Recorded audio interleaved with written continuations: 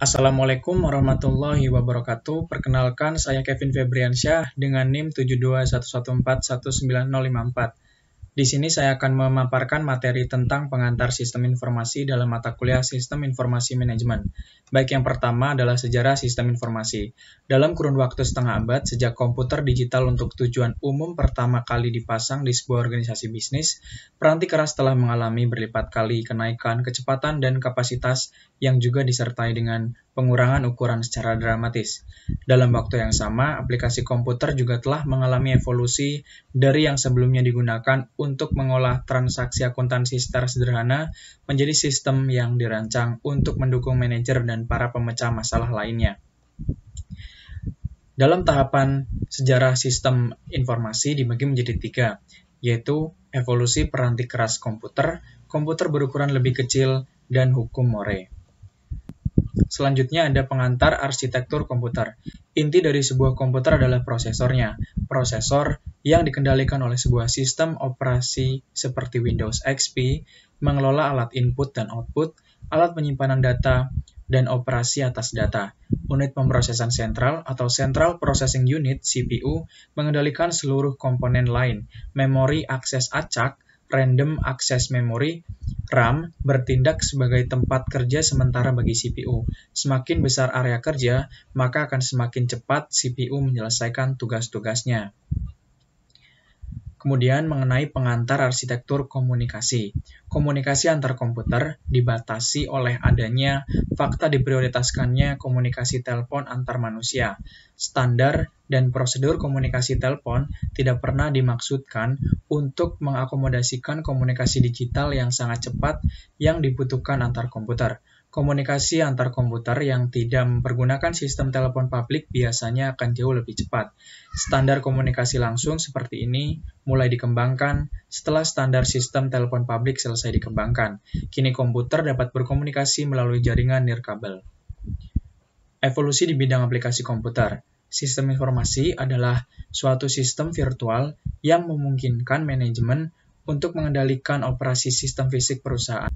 Sedangkan sistem fisik perusahaan itu sendiri adalah sistem yang terdiri atas sumber-sumber daya berwujud seperti bahan baku, karyawan, dan uang.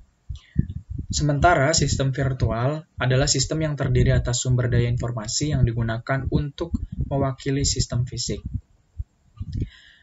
Sistem informasi dibagi menjadi dua jenis, yaitu sistem terbuka dan sistem tertutup, di mana sistem terbuka adalah sistem yang berinteraksi dengan lingkungannya melalui aliran sumber daya.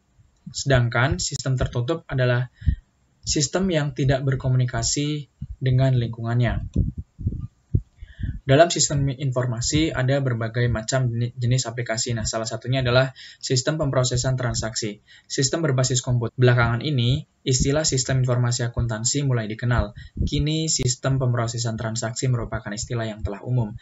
Sistem-sistem ini berbagi satu ikatan yang sama di mana mereka memproses data yang mencerminkan aktivitas perusahaan. Selanjutnya ada sistem informasi manajemen. Sistem informasi manajemen adalah suatu sistem berbasis komputer yang membuat informasi tersedia bagi para pengguna yang memiliki kebutuhan serupa.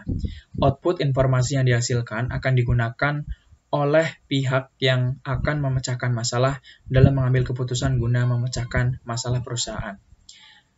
Sistem informasi manajemen akan menghasilkan informasi melalui penggunaan dua jenis peranti lunak, yaitu peranti lunak pembantu laporan dan model matematis.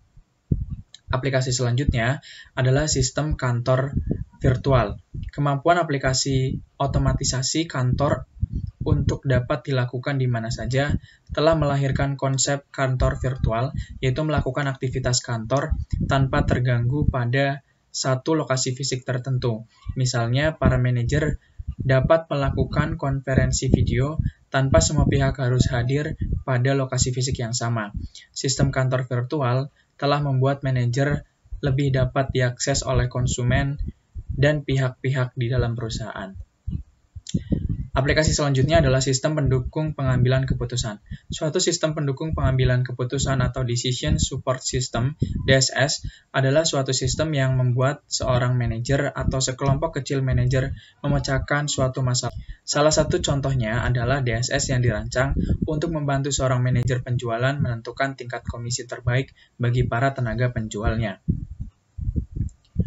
Kemudian, aplikasi sistem perencanaan sumber daya perusahaan. Suatu sistem perencanaan sumber daya perusahaan atau Enterprise Research Planning (ERP) adalah sistem berbasis komputer yang memungkinkan manajer seluruh sumber daya perusahaan dalam basis keseluruhan organisasi. Kemudian, para pengguna sistem informasi. Pengguna output komputer adalah para karyawan administrasi bidang akuntansi.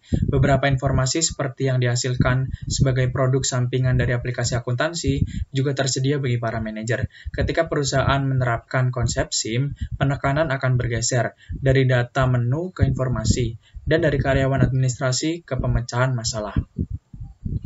Manajer sebagai pengguna sistem informasi. Setiap tingkatan manajer memiliki penggunaan sistem informasi yang berbeda-beda, seperti contohnya, manajer pada tingkatan rencana strategik akan menggunakan lebih banyak informasi dari luar perusahaan daripada dari dalam internal perusahaan. Begitu juga dengan tingkatan manajer-manajer yang lainnya. Peranan informasi dalam pemecahan masalah manajemen. Pertama, memecahkan masalah dan pengambilan keputusan.